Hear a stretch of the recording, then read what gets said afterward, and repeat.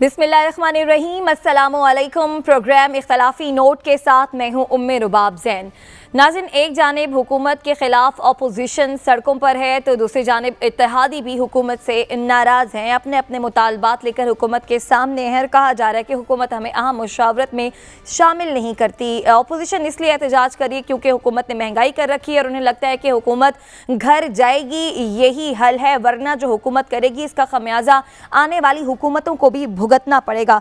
बहरहाल हुकूमत और इत्तेहादी जमातों की अहम बैठक हुई है। ज़राए के हवाले से जो इतलात सामने आ रही है उसके मुताबिक कल जो है अहम मुलाकात होगी हुकूमत और इत्तेहादी जमातों के वफ्द के दरमियान, और इनके जो तहफ़्फ़ुज़ात हैं हुकूमत की जानिब से वो दूर भी किए जाएंगे।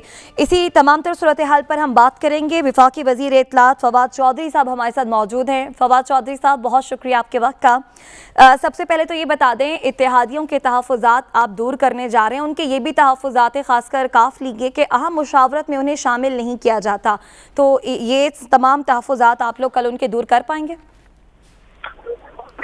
सबसे पहली बात है कि जो सबसे अहम मुशावरत है वो काबीना में होती है, और काबीना में जो दोनों मिनिस्टर्स हैं PMLQ के, जॉर्ज मोनोसिलाई साहब हैं, तारक बशीर चीमा साहब हैं, वो उनकी पार्टी के भी बहुत ही अहम लीडर हैं।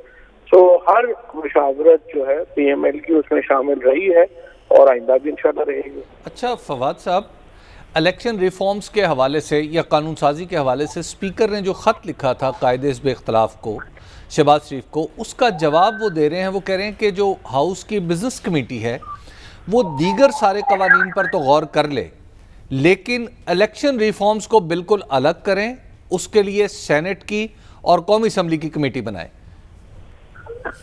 इसके ऊपर कल हम एक मीटिंग करेंगे और कल इसके ऊपर इंशाल्लाह मैं आपको अपना जो रिएक्शन है वो दे पाऊंगा। फवाद साहब, let's ask the direct question जो कि सबके ज़ेरे लब है, आपसे डायरेक्टली पूछ लेना चाहिए। लोग ये कहते हैं कि कुछ आपकी पॉलिटिकल लीडरशिप के और पाकिस्तान की जो इस्टेब्लिशमेंट है कोट एंड कोट, उसके दरमियान कुछ फासले बढ़ गए हैं, जिस वजह से आपके इत्तेहादी भी आपके साथ नहीं है और ये मसाइल आने वाले दिनों में मज़ीद बढ़ते जाएंगे। क्या ये बात दुरुस्त है सर कि ये आपके कुछ फासले इस वजह से बढ़े हुए? कितना इस वक्त पाकिस्तान के वज़ीर आज़म का, पाकिस्तान के आर्मी चीफ का और इदारों के दरमियान जिस किस्म का कोऑपरेशन और जिस किस्म की कोऑर्डिनेशन है, ये पाकिस्तान की तारीख में बड़ी कम रही है। और जिनको ये गलतफहमी है उनकी इंशाअल्लाह गलतफहमी बड़ी जल्दी दूर भी हो जाएगी। तो ये गलतफहमी होने में तो मतलब मैं कुछ नहीं कह सकता, लेकिन इंशाअल्लाह दूर कर लेंगे। फवाद साहब, आप एक तजर्बाकार सियासी कारकुन हैं और पाकिस्तान की तारीख को उतार चढ़ाव के से आगाह भी हैं और कुछ का हिस्सा भी रहे हैं। आपको नहीं लगता कि हालात इस नहज पे आ गए हैं कि जहाँ पे तकरीबन सब लोग मुत्तफिक होकर 2 महीने, 2.5 महीने, 60 दिन, 25 दिन की बातें करने लगे हैं आपकी हुकूमत के बारे में? ये तो देखिए मीडिया में रिवाज है ना हमारे, इतना बड़ा मीडिया है, 8-10 घंटे टीवी रोज चलना होता है, तो जब तक इस तरह की स्टोरीज नहीं आएंगी तो फिर प्रोग्राम कौन देखेगा? ये तो चलता रहता है, कब ये नहीं हुआ। ये कोई ऐसी नहीं। देखिए पहली बात तो ये है, मुझे आप वो महीना बता दें कि जिसमें ये स्टोरी ना आती हो। जब पहली तो अपना प्राइम मिनिस्टर ने हलफ लिया था, पहले साल से स्टोरी शुरू हो गई। फिर उसके बाद जब इनका फजलुर रहमान साहब का धरना शुरू हुआ, उस वक्त इन्होंने कहा बस आज गए कल गए। फिर यही तो पाकिस्तान में जो पॉलिटिकल इंस्टेबिलिटी मीडिया की जो कॉन्स्पिरेसी थ्योरीज की वजह से रहती है, वो एक बड़ा मसला है पाकिस्तान में। जी फवाद साहब, लेकिन आप जिस बात की तरफ इशारा कर रहे हैं जरा इसको आगे बढ़ाते हुए, जब आपकी हुकूमत पे सियासी तौर पे PDM की तरफ से बड़े मुश्किल वक्त भी आए, मौलाना साहब का धरना हो या वैसे जल्द से जुलूस हो, तो भी इत्तेहादियों की तरफ से इतनी इस तरह की बातें नहीं आई कि हम अलहदा हो सकते हैं या नंबर्स की गेम पूरी नहीं है। ये इस मौके के ऊपर आना, जब भी रिसेंटली आपके अल्फाज में कुछ गलत फहमियाँ पैदा हुई इस्लामाबाद और पिंडी के दरमियान में, ये इस मौके पे इत्तेहादियों का की ग्रीवेंसेस सामने आना जो कि बड़ी मुश्किल औकात में भी पहले नहीं आई थी, ये if it walks like a duck and if it talks like a duck sir, it's a duck. इसलिए दोनों बातें आपकी दुरुस्त नहीं है। पहले तो ये मेरे अल्फाज नहीं है गलतफहमियां, ये आपके अल्फाज है। दूसरी बात यह है कि ये जो आप कह रहे हैं कि इत्तेहादियों के दरमियान पहले, तो आपने फिर 3 साल की जो चैलेंजेस हैं उसमें फिर देखा ही नहीं आपने कि इत्तेहादियों ने क्या किया।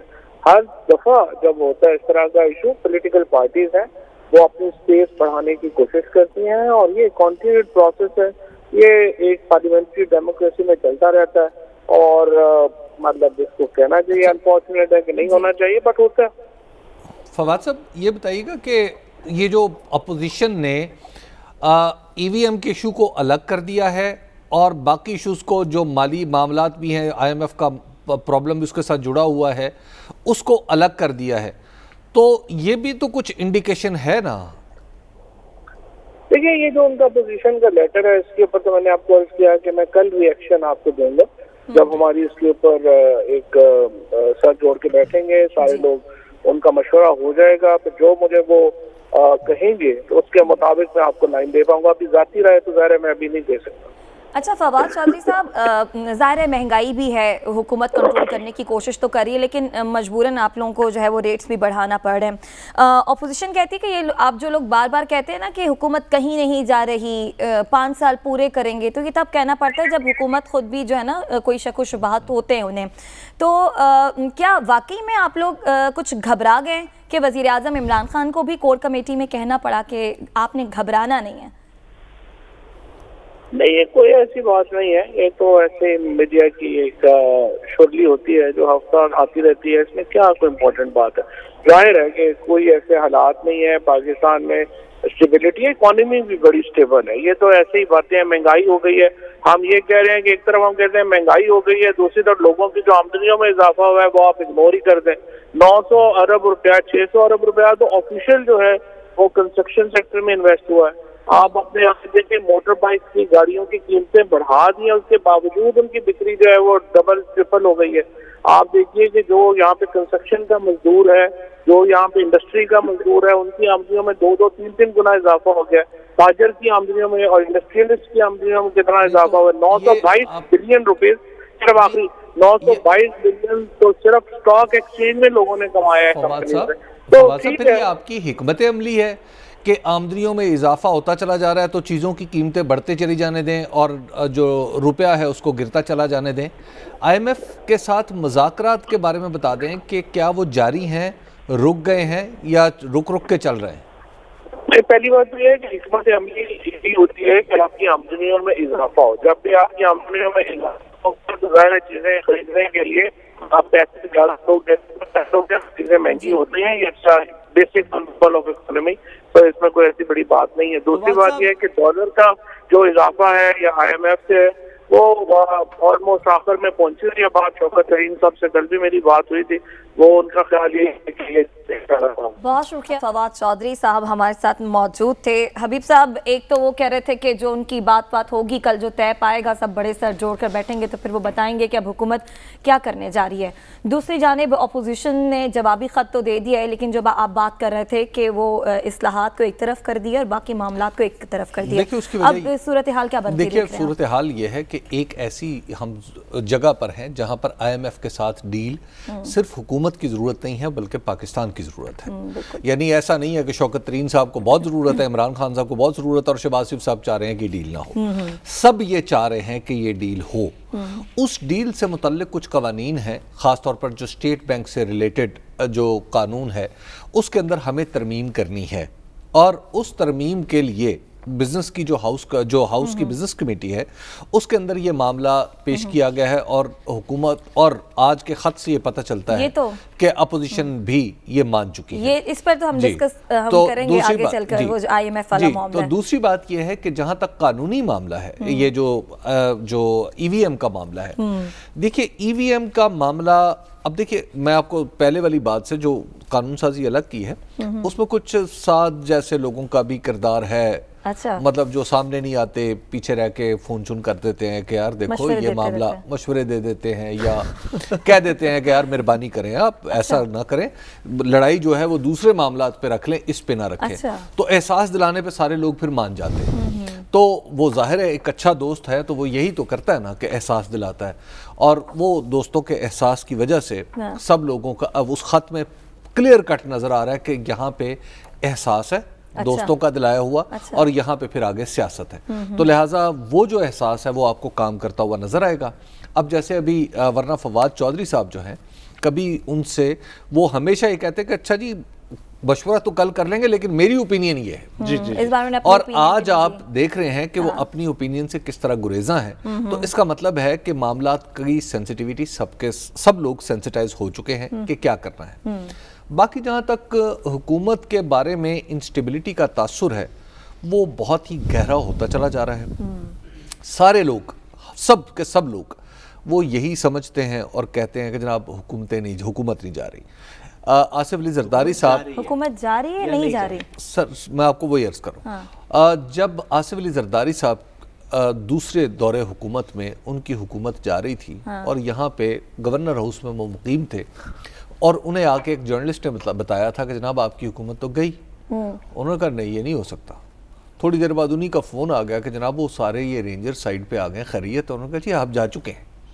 बात यह है कि हुकूमत जाने का आम तौर पर आखिर में पता चलता है। अच्छा, तो मुझे ये तजर्बा जो है, बातों से भी तो वो कुछ अंदाजा हो जाता होगा ना। देखिए सब एक माहौल बन जाता है। बात यह है कि ये हुकूमत अपना वक्त जितनी इसमें सलाहियत थी जिंदा रहने की, उस सलाहियत से ज्यादा जी चुकी है। अच्छा जी, ये बात आप समझ लें। अब इससे ज्यादा सलाहियत ही नहीं है। इससे ज्यादा सलाहियत की बुनियाद पे नहीं जीतेगी।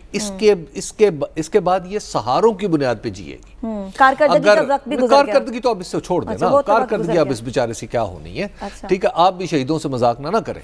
अब बस इन्होंने जो करना था वो कर लिया। अच्छा, देखिए अब ये सिर्फ इंतजार कर रहे हैं कि कब 2023 आए, और 2023 का घंटा जरूरी नहीं है कि 2023 में बजे, वो पहले भी बज सकता है। अच्छा जी। अच्छा, अगर घंटा पहले बच जाता है हबीब साहब, तो फिर क्या होगा? ये हुकूमत चली जाती है, अगला इलेक्शन हो जाएगा, फिर मतलब कहने का मकसद ये है कि मसाइल ठीक हो जाएंगे, महंगाई खत्म हो जाएगी। वो एक अलग मामला है। वो अच्छा। बिल्कुल एक अलग मामला है। वो साद की बात जो करते हैं ना, साद साहब के आप पॉलिसी कहाँ पे है, तो मेरी राय इनके साथ मुत्तफिक हूँ मैं इस पर सही है कि वो एक अलग इशू है। सही। इत्तेहादियों को हुकूमत मनाने की कोशिश करेगी साथ साहब, और फिर बुध के हवाले से कहा जा रहा है कि आने वाले बुध को जो है वो पार्लियामेंट का मुश्तरका इजलास भी हो जाएगा।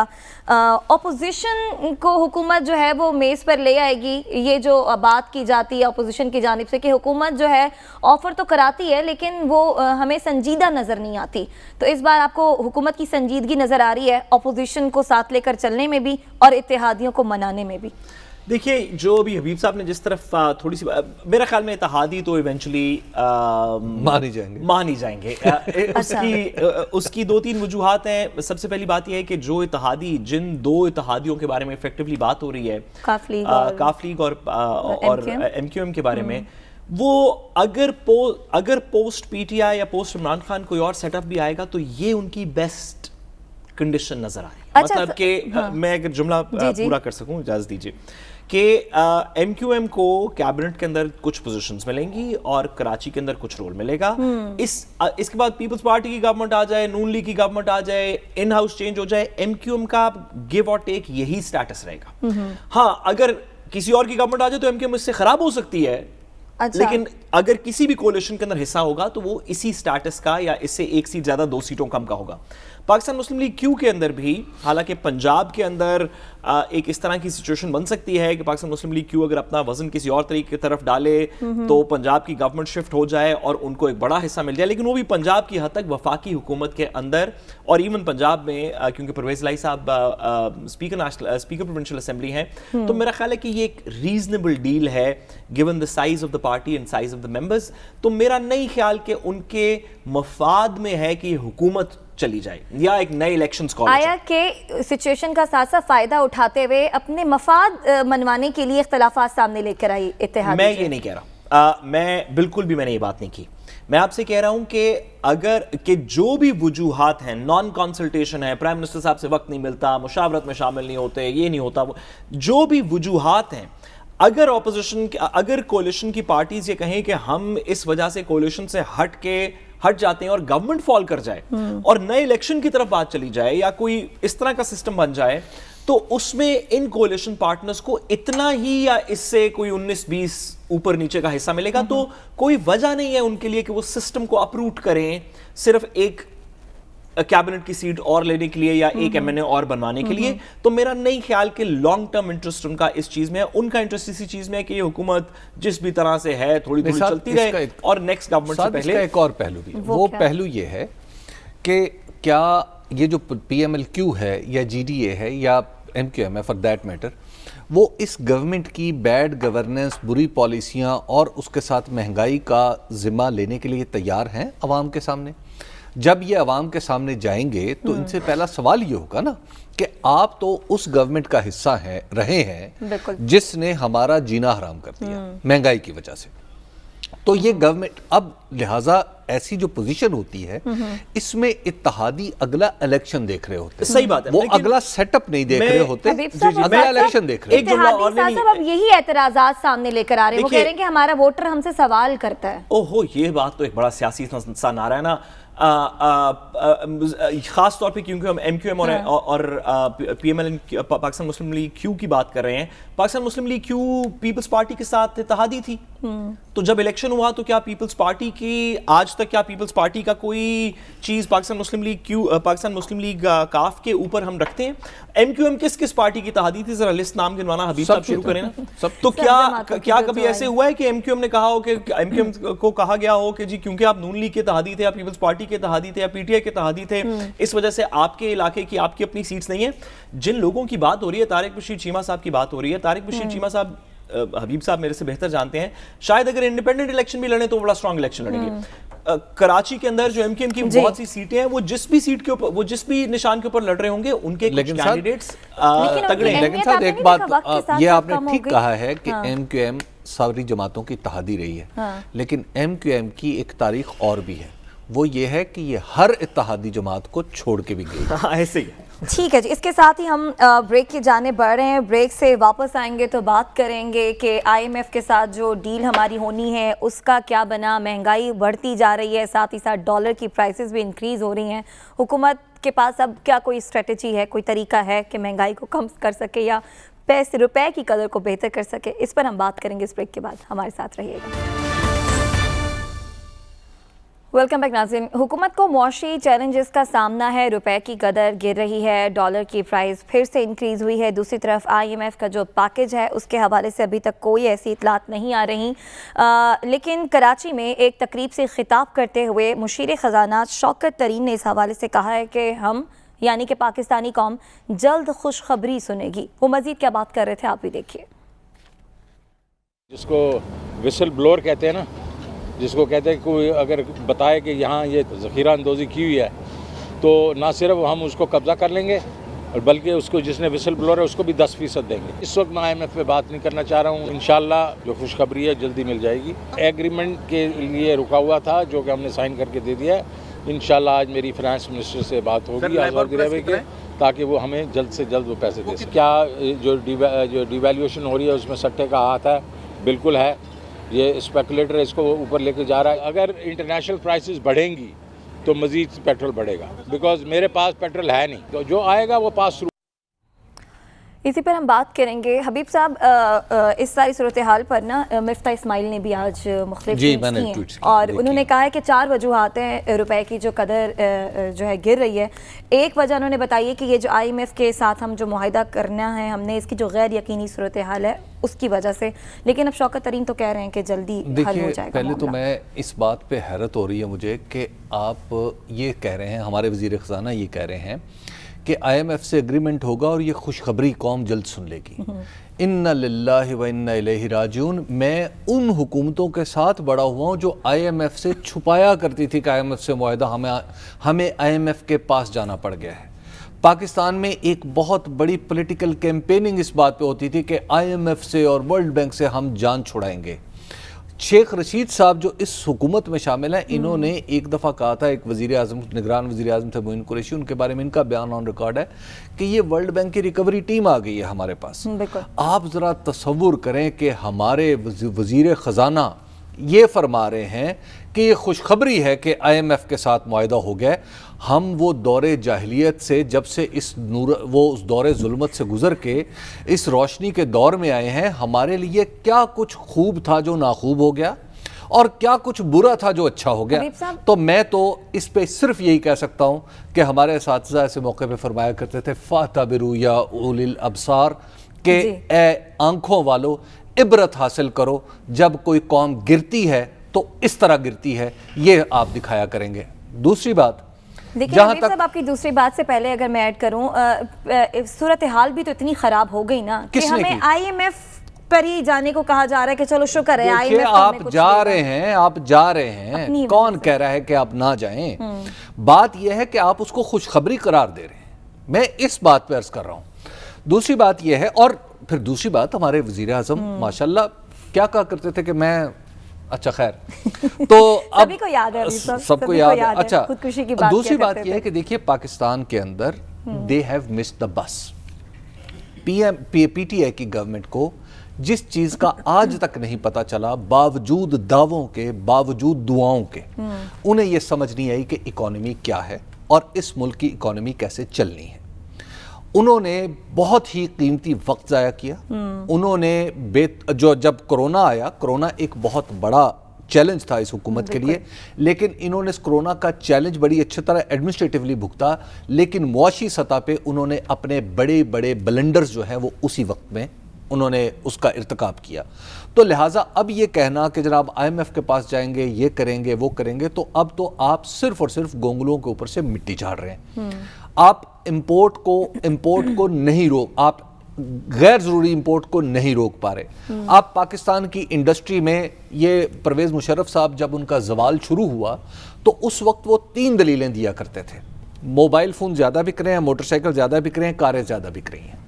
और मैंने हर हुकूमत, जो हुकूमत अपने बिल्कुल आखिरी लेग पे आ जाती है, उसके मुंह से और उसके वज़रा के मुंह से हमेशा यही दलीलें सुनी हैं कि जनाब आप देखें गाड़ियां ज़्यादा बिक रही हैं, मोबाइल फ़ोन ज़्यादा बिक रहे हैं और मोटरसाइकिल ज़्यादा बिक रहे हैं। तो लिहाजा आपको इन्हें इकॉनमी का ये रिलेशन पता ही नहीं है कि निचले सतह पे जब प्रोडक्शन बढ़ाने का क्या मतलब है और आला सतह पे प्रोडक्शन बढ़ने का क्या मतलब है। लेकिन अब ये इन लोगों को ये समझ ही नहीं आ सकती।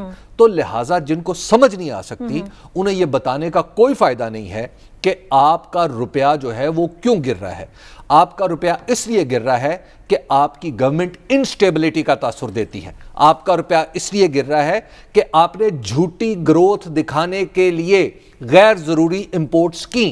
आपका रुपया इसलिए गिर रहा है कि आपने मुल्क के अंदर प्रोडक्शन नहीं बढ़ाई। आपका रुपया इसलिए गिर रहा है कि आप इतने नालायक थे और इतने नालायक हैं कि ना आपको पहले जब आप आए थे IMF के पास आपने जाने में डिले किया था, आज भी आपने आके पहले ललकरे मारे। ये जो अभी शौकत तरीन साहब है, यही ललकरे मार रहे थे ना कि जनाब हम नहीं मानेंगे सारी बातें। अब सारी बातें मान नहीं रहे और अगली भी सुन लें। अब इन्होंने क्या करना है, हर 15 दिन बाद, ये जो भी आपको बता रहे हैं ना कि पेट्रोल की प्राइसेस बढ़ेगी, हर 15 दिन बाद पेट्रोल की प्राइसेस 4 रुपए बढ़ानी है। अच्छा जी, और 2 महीने के लिए बढ़ानी है। लेकिन पिछले हफ्ते तो आप बता रहे थे कि अब इंटरनेशनल प्राइसेस चाहे नीचे आ जाएं, अच्छा, तो 3.5 बढ़ जाएंगी। अच्छा, ठीक है, और नीचे आ जाएं तो 2.5 बढ़ जाएंगी। लेकिन वो 4 का फिगर इन्होंने पूरा करना है, 4 रुपए। ठीक है, 4 का फिगर पूरा करना है। और अगर प्राइसेस कम भी हो जाती हैं, 100 प्याज खाना। ठीक है जी। अब प्राइसेस अगर कम भी हो जाती है इंटरनेशनली, तो पाकिस्तान जो है पेट्रोल की प्राइस कम नहीं बल्कि जितने भी % होगी उसे बढ़ाएगी।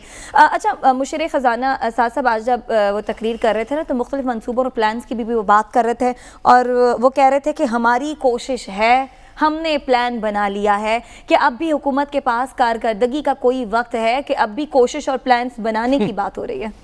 देखिए, जो हबीब साहब ने 100 प्याज कहा ना, असल में 100 गंडे उससे कहना चाहिए। देखिए, गुजारिश ये है कि हमारी हुकूमत, हमारी इस PTI की गवर्नमेंट की जो इकोनॉमिक पॉलिसी है उसके ऊपर बहुत सी तनकीद की जा सकती है, लेकिन आप और सुनने वाले भी इस बात के शाहिद होंगे कि आप जिससे भी बात करें, मुज़म्मिल असलम साहब से बात कर लें तो वो आपको 4 और फिगर्स बताएंगे, आप शौकत तरीन साहब से बात कर लें तो 2 मुख्तलिफ बातें पता चलेंगी, मिफ्ता इस्माइल साहब की ट्वीट्स मुख्तलिफ होंगी। तो हर बंदे से जब आप इकॉनमी के बारे में बात करते हैं तो वो आपको 2 मुख्तलिफ बातें बताते हैं। कोई करंट अकाउंट डेफिसिट का बताता है, कोई इंटरेस्ट रेट्स का बताता है, कोई इन्फ्लेशन का बताता है, तो कोई अनएम्प्लॉयमेंट रेट्स का बताता है। हर बंदे की इसके ऊपर एक मुख्तलिफ टेक है और ये सारी दुनिया के अंदर इकॉनमीज की बात है। लेकिन अगर आप चंद नतीजे इनमें से अखज़ कर लें कि जिनके ऊपर तकरीबन सब लोगों का इत्तफाक है कि जो इस मुल्क में होना चाहिए था और नहीं हुआ, जिस वजह से इकॉनमी के अंदर मसाइल पैदा हो रहे हैं, वो है कि हमारी डोमेस्टिक प्रोडक्शन اور جو نچلی سطح کی یعنی اسمال اور میڈیم انٹرپرائزز کی جو ڈومیسٹک پروڈکشن ہے اس کو فروغ نہیں دیا. یہ نعرہ کس نے لگایا تھا ویسے؟ میں ایک گزارش آگے کرتا صاحب لون بھی تو حکومت دے رہی تھی نا. لون تو یہ حکومت بھی دے رہی تھی, سے پچھلی حکومتیں بھی دے رہی تھی نا. اسمال میڈیم انٹرپرائزز کے لونز تو ہمارا پورا ایک ادارہ بنا ہوا ہے نا جو کہ اسمال میڈیم انٹرپرائزز کے لونز کے ساتھ ڈیل کرتا ہے, ہر صوبے کے اندر بنا ہوا ہے, وفاقی سطح کے اوپر بھی بنا ہوا ہے. لیکن ان لونز کے علاوہ جب بھی اس کے اوپر بات ہوتی ہے تو امپورٹڈ گاڑیوں کی آج کل جو بڑی بڑی امپورٹڈ جرمن گاڑیاں ہیں ان کی امپورٹس بھی بڑھ گئی, دیگر چیزوں کی چیزیں بھی اوپر بھئی سوال یہ ہے کہ کیا آپ کے پاس جو نچلے سطح پہ لوگ ہیں یا جو چھوٹی انڈسٹری کے مختلف لوگ ہیں, جو کارپوریٹ انڈسٹریز ہیں, جو آپ کے پاس دیگر اس طرح کی سیالکوٹ میں, گجرانوالہ میں, شیخوپورہ میں, سندھ کے علاقوں میں, بلوچستان کے علاقوں میں, کیا آپ کے پاس جہاں پہ بھی آپ کو ریلیف ملا کووڈ کے ٹائم پیریڈ کے اندر دیگر جگہوں کے اوپر, لیکن ایون جنرل آپ کے بجٹری ایلوکیشن کے اندر کیا آپ نے ان کو پروٹیکٹ کیا یا نہیں کیا؟